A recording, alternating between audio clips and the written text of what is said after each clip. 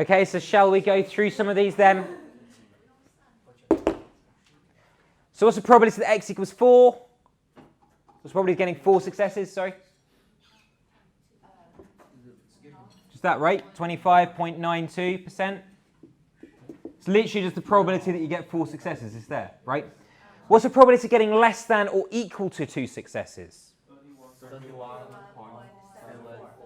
Good, because what you're literally doing there is probability that x equals 0 plus probability that x equals 1 plus probability that x equals 2. So what do you get? 31.74%. Excellent.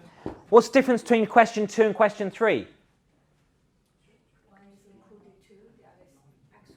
Absolutely, because this is strictly less than, this is less than or equal to. Okay, so it's going to be x equals 0 plus probability x equals 1, but not including x equals 2 as well. Okay, so what do we get here? 0. Was it? 8.7%. Yeah? Okay. What's the probability that x is greater than or equal to 4? How do we calculate it?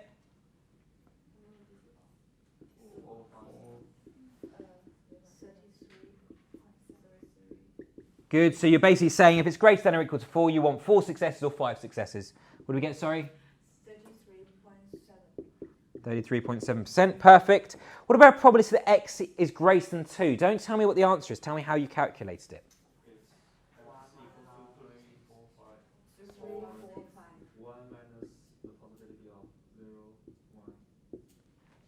Good, yeah? So you're basically saying there, if you want more than 2 successes, look at what you already calculated up here. You're basically saying the reverse or the complement event is either 0, 1 or 2. So x is less than or equal to 2. Okay, you notice that? You notice that difference, yeah? So therefore it's just going to be 1 minus that. So therefore, because you've got probability that x is less than or equal to 2 up here, it's going to be 1 minus 31.74%, which in my head I think is 68.26%. Perfect. Is that okay? So always try and look and see if there's an easier way to calculate it. Okay. Good. Okay. 1 less than or equal to x less than or equal to 3. How do you calculate it? Probability that x equals 1 plus probability that x equals 2 plus probability that x equals... Is there not? Have I copied down wrong? It's not including 3. Sorry, I copied down wrong on the board. So it's not including 3. So it's just probability that x equals 1 plus probability that x equals 2, which is equal to 30.72%. Okay. Coming over here quickly, what's the probability that x is greater than or equal to 1.3? 0. Is it? Because I'm not asking for probability that x is equal to 1.3. If it's equal to 1.3, that's not an outcome. Probability of that happening is 0. Like there's a gap. There's a gap. Okay. However, this is strictly speaking greater than or equal to 1.3. So the outcomes which you can have which are greater than or equal to 1.3 are 2, 3, 4 or 5 successes. Okay? So the easiest way of doing this, I think, is thinking about the complement because there's less things to calculate. So this will be 1 minus the probability that x is less than 1.3, okay? Which will be equal to 1 minus the probability that x is less than or equal to 1. Because less than 1.3, the outcomes you can have are 0 and 1 success. Is that okay? Yeah. So does anybody calculate this? 91.3%. Really? Yeah. Oh yeah, because it's 1 minus that. Yeah, good, fantastic. What's the probability that x is greater than 5? 0. Good, because you can't have more than 5 successes in 5 trials. Okay, if you throw it 5 times, you can't have 6. You can't have 7 successes. You can't have 8. It's physically impossible. Is that okay? Any questions about that? Is that all okay? Yeah? Just a word of warning. Well, it's more of a word of warning, less of a word of warning, more of a word of advice. Sometimes it's quicker to go for the complement. Okay? So if it's like probability that x is greater than 2, and if you've got 100 trials, okay, it's easy to do the complement. Do 0, do 1, and then take 1 minus the. Is that okay? Yeah. Good, fantastic. Okay. So, last thing which I want to do then is expectation and variance. Okay, I'll just let you copy this down the board because I want to create a little bit of space. in the meantime, I just want you to think, what do you think the expected value is going to be? I want you to think, what do you think the expectation is going to be? Okay, what do you think the expectation is going to be?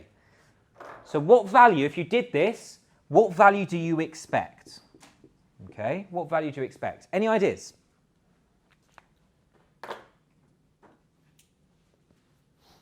So have a look. Look at the information you've got here. You've got the probability distribution drawn as a table, and you've got the probability distribution drawn as a graph. So you've got the probability mass function.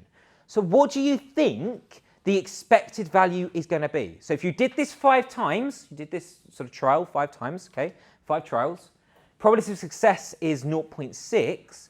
What do you think the expected number of successes is going to be? 3. Why?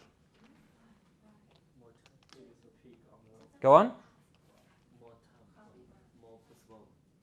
Okay, so you just literally look at the probabilities, you look in this table, and you go, which one has the highest probability of happening?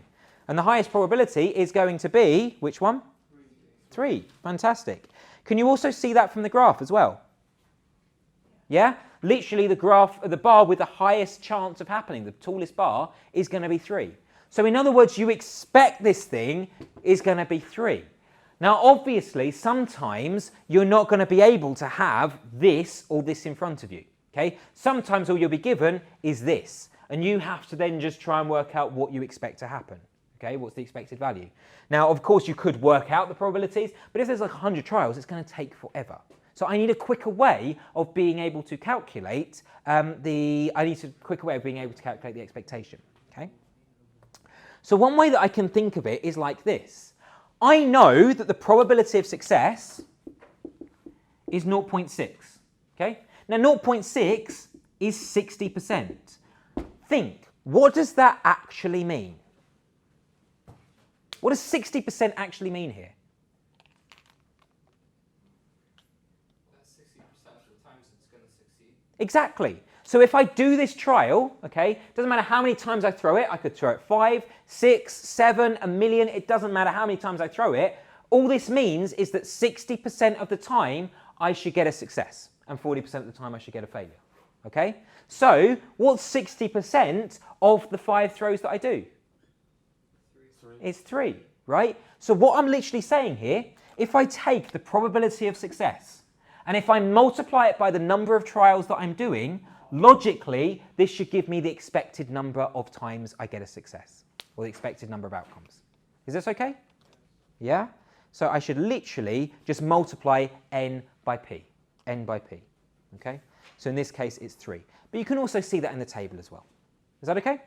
Yep. So that's my first sort of idea which you need to have in your head.